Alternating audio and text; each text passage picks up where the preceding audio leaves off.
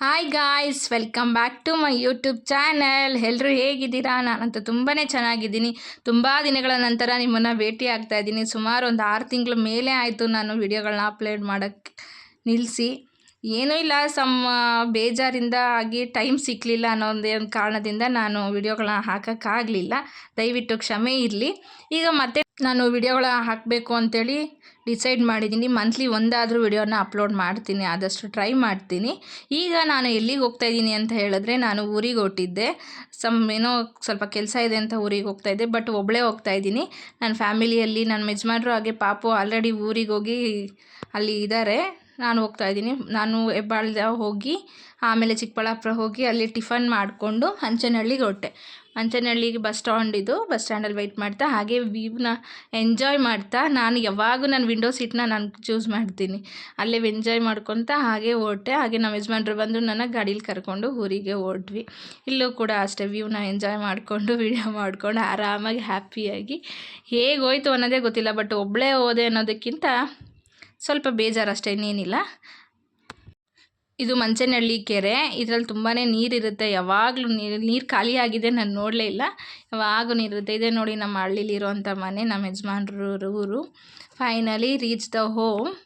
ನನ್ನ ಮಗಳು ಒಂದಿನ ನನ್ನನ್ನು ನೋಡಿಲ್ಲ ಅಂದ್ಬಿಟ್ಟು ಆಮೇಲೆ ಬಂದುಬಿಟ್ಟು ಮಮ್ಮಿ ಅಂದ್ಬಿಟ್ಟು ತಿರ್ಗಾ ಮತ್ತೆ ಡ್ಯಾಡಿ ಹತ್ರ ಹೋದ್ಲು. ಆಮೇಲೆ ನಾನು ದೇವಸ್ಥಾನ ಹತ್ರ ಹೋದೆ.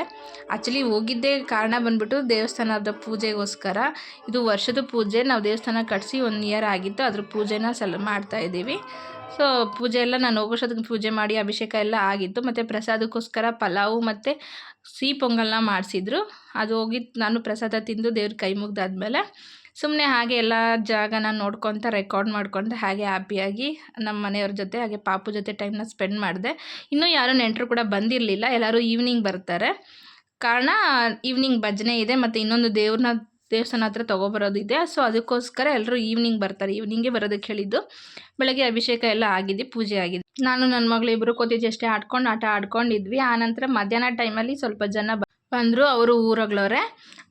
ದೇವ್ರ ಪ್ರಸಾದ ಕೂಡ ಕೊಟ್ಟು ಅವರು ಊಟ ಮಾಡ್ಕೊಂಡು ಹೊರಟ್ರು. ಆಮೇಲೆ ಇಲ್ಲಿ ಬೆಳೆ ಬಂದುಬಿಟ್ಟು ಬೀನ್ಸ್ ಇಟ್ಟಿದ್ದಾರೆ. ನಾನು ಆ ಬೀನ್ಸ್ ಹೇಗಿರುತ್ತೆ ಅನ್ನೋದು ಕೂಡ ಚಿಕ್ಕ ವಯಸ್ಸಿಂದ ನೋಡೇ ಇಲ್ಲ. ಸೊ ಹೋಗಿ ನೋಡ್ಕೊಂಬರೋಣ ಅಂಥೇಳಿ ಗಿಡಗಳನ್ನೆಲ್ಲ ಹೋಗಿ ನೋಡ್ಕೊಂಡು ಬಂದೆ. ಆಮೇಲೆ ನಮ್ಮ ಅತ್ತೆ ಪಪ್ಪಾಯ ತಂದು ಕೊಟ್ಟರು. ನಮ್ಮ ಯಜಮಾನ್ರು ಅದನ್ನು ಕ್ಲೀನ್ ಮಾಡ್ತಾ ಇದ್ದಾರೆ. ಪಪ್ಪಾಯ ಎಲ್ಲ ತಿಂದಾದಮೇಲೆ ಬೋರ್ ಆನ್ ಮಾಡಿದರು. ಇನ್ನೊಂದು ಕಡೆ ರಾಗಿ ಹೊಲಕ್ಕೆ ನೀರು ಕಟ್ಟೋದಕ್ಕೆ ಬಿಟ್ಟಿದ್ರು. ಸೊ ನೀರಲ್ಲಿ ಸ್ವಲ್ಪ ಹೊತ್ತು ಆಟ ಆಡ್ತಾಯಿದ್ರು. ನನ್ನ ಮಗಳು ಸಾಕು ಬಾ ಮಮ್ಮಿ, ನೀರಲ್ಲಿ ಏನು ಆಟ ಆಡ್ತೀಯಾ ಅಂತ ಕೇಳ್ತಾ ಇದ್ದಾಳೆ. ನನಗೆ ಆ ಥರ ನೀರು ನೋಡಿ ಖುಷಿ ಆಗುತ್ತೆ. ಆಮೇಲೆ ಒಬ್ಬೊಬ್ಬರಾಗಿ ನೆಂಟರೆಲ್ಲ ಬಂದರು.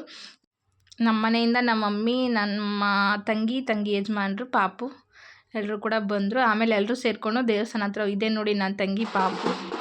ಫಸ್ಟ್ ಟೈಮ್ ಅವ್ನ ಫೇಸ್ನ ಇದರಲ್ಲಿ ರಿವೀಲ್ ಮಾಡ್ತಾಯಿದ್ದೀನಿ. ಆಮೇಲೆ ದೇವಸ್ಥಾನ ಹತ್ರ ಎಲ್ಲ ಹೋಗಿ ದೇವ್ರ ತರೋ ಕಾರ್ಯಕ್ರಮ ಇತ್ತಲ್ಲ, ಸೊ ಅದಕ್ಕೋಸ್ಕರ ದೇವ್ರಿಗೆಲ್ಲ ಅಲಂಕಾರ ಮಾಡಿದ್ರು ನಾವು ಹೋಗೋಷ್ಟೊತ್ತಿಗೆ. ಆಮೇಲೆ ದೇವಸ್ಥಾನ ಹತ್ರ ಹೋಗಿ ಎಲ್ಲರೂ ಕೂಡ ಟಮಟೆ ಕರೆಸ್ಕೊಂಡೋಗಿ ಶಾಸ್ತ್ರೋಕ್ತವಾಗಿ ಹೇಗೆ ದೇವ್ರನ್ನ ಕರ್ಕೊಂಬರ್ಬೇಕು ಆ ಥರ ಎಲ್ಲ ಮಾಡಿ ಎಲ್ಲರೂ ಹೋಗಿ ಕರ್ಕೊಂಡು ಬಂದ್ವಿ. ಈ ವಿಡಿಯೋದಲ್ಲಿ ನಾನು ಎಲ್ಲೂ ಹೆಚ್ಚಾಗಿ ಕಾಣಿಸ್ಕೊಳಲ್ಲ. ಕಾರಣ ಯಾರೂ ವಿಡಿಯೋ ಮಾಡೋರಿರಲಿಲ್ಲ. ಸೊ ನಾನೇ ವಿಡಿಯೋ ಮಾಡಬೇಕಿತ್ತು. ಸೊ ಅದಕ್ಕೋಸ್ಕರ ನಾನು ಎಲ್ಲೂ ಹೆಚ್ಚಾಗಿ ಕಾಣಿಸ್ಕೊಳೋದಿಲ್ಲ. ಆಮೇಲೆ ನಮ್ಮ ಮನೆ ಹತ್ರ ಬಂದಮೇಲೆ ಅಲ್ಲಿ ಕೂಡ ದೇವ್ರಿಗೆ ಎತ್ತಿರೋರಿಗೆ ಪಾದ ತೊಳೆದ್ಬಿಟ್ಟು ಪೂಜೆ ಮಾಡಿ ಆಮೇಲೆ ದೇವಸ್ಥಾನ ಹತ್ರ ತೊಗೊಂಡೋಗಿ ಆಮೇಲೆ ಇದೊಂದು ಪದ್ಧತಿ, ಏನಾದರೂ ದವಸ ಧಾನ್ಯಗಳು ಹಾಕ್ಬಿಟ್ಟು ದೇವ್ರನ್ನ ಇಡಬೇಕು ಅನ್ನೋದು, ಅದ್ರ ಕೂಡ ಮಾಡಿದರು. ಆಮೇಲೆ ದಿವಾನ್ ಕಾಟ್ ಮೇಲೆ ಅದನ್ನು ಹಾಸ್ಬಿಟ್ಟು ದೇವ್ರನ್ನ ಅದ್ರ ಮೇಲೆ ಕೊಂಡಿಸಿದ್ರು. ಮತ್ತು ಈವ್ನಿಂಗ್ ಪೂಜೆ ಆದಮೇಲೆ ಮತ್ತೆ ಪ್ರಸಾದ ಎಲ್ಲರಿಗೂ ಕೊಟ್ವಿ.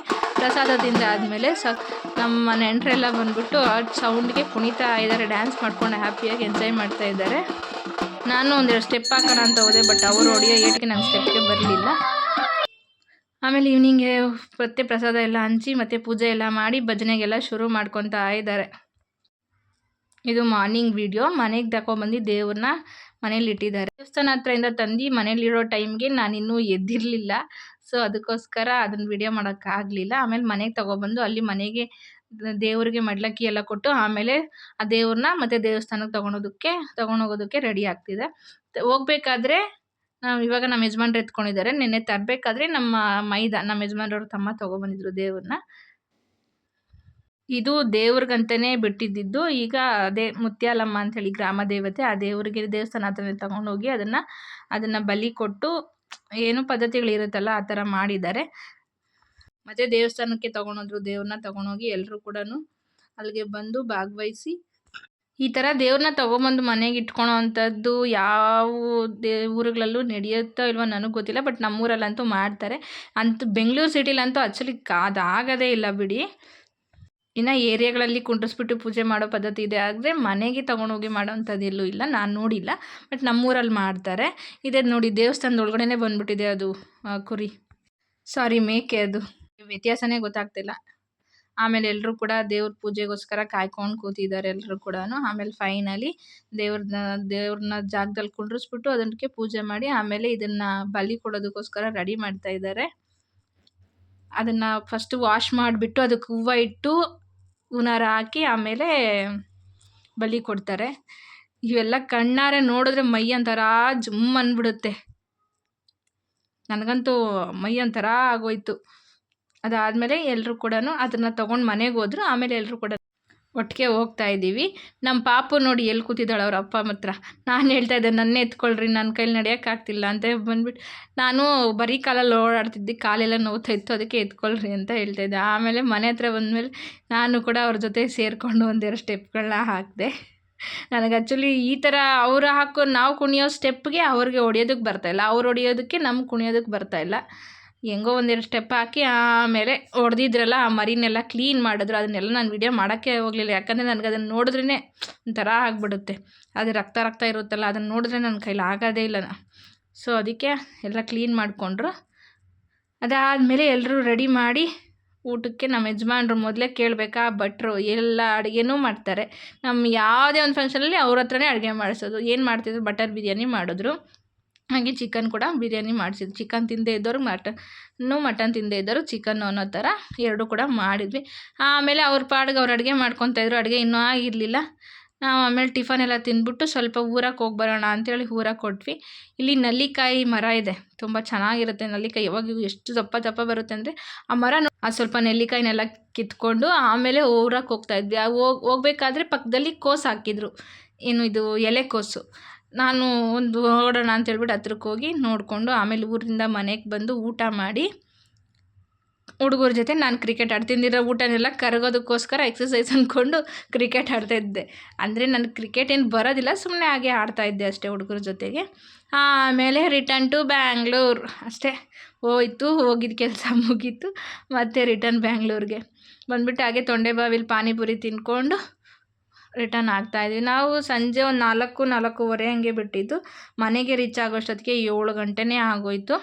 ನೋಡಿ ಎಷ್ಟು ಕತ್ಲಾಗಿದೆ ನಮ್ಮ ಏರಿಯಾದಲ್ಲಿ. ನನ್ನ ಮಗಳು ನಿದ್ದೆ ಹೋಗ್ಬಿಟ್ಟಿದ್ಲು ಅಷ್ಟೊತ್ತಿಗೆ. ಮಧ್ಯಾಹ್ನ ಟೈಮಲ್ಲಿ ಮಲಗೋ ಅಭ್ಯಾಸ ಅಲ್ವಾ, ಮಲಗಿಬಿಟ್ಟಿದ್ಲು. ಈಗ ಫೈನಲಿ ಮನೆಗೆ ಬಂದು ರೀಚ್ ಆದ್ವಿ. ಓಕೆ, ವಿಡಿಯೋ ಎಲ್ಲರಿಗೂ ಇಷ್ಟ ಆಯಿತು ಅಂದ್ಕೊತೀನಿ. ಇಷ್ಟ ಆಗಿದ್ರೆ ಒಂದು ಲೈಕ್ ಮಾಡಿ, ಹಾಗೆ ವಿಡಿಯೋ ಹೇಗಿದೆ ಅಂತ ಕಮೆಂಟ್ ಮಾಡಿ, ಸಬ್ಸ್ಕ್ರೈಬ್ ಮಾಡ್ಕೊಳ್ಳಿ. Thank you for watching.